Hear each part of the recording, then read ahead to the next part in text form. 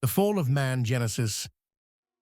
In the heart of Eden, where rivers flowed with crystal clarity and fruit hung in abundance, Adam and Eve lived in harmony with God.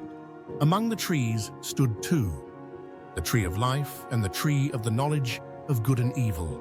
God had given a simple command: you may eat from any tree except this one, for if you do, you will surely die. One day, Eve wandered near the forbidden tree. A serpent, craftier than any beast, spoke to her, twisting God's words. Did God really say, "You can't eat from any tree"? Eve replied that they could eat from all except this one, lest they die.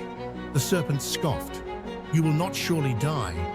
God knows that when you eat it, you'll be like him, knowing good and evil." A flicker of doubt entered Eve's heart. The fruit looked pleasing to the eye, desirable for gaining wisdom. She took it, ate, and handed some to Adam. At once, their eyes were opened. They felt exposed, ashamed, naked. They sewed fig leaves together and hid from God.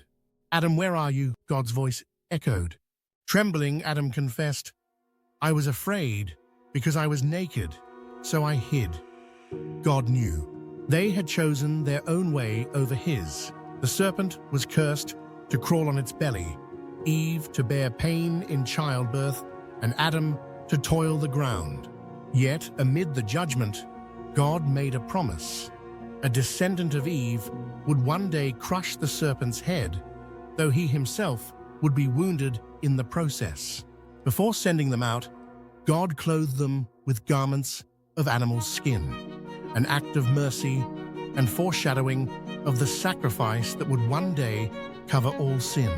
Commentary and interpretation. The first sin. This moment represents humanity's desire to be like God on their own terms, leading to separation from Him. The consequence of sin. Shame, fear, and broken relationships entered the world. God's first promise of redemption. Genesis 3:15.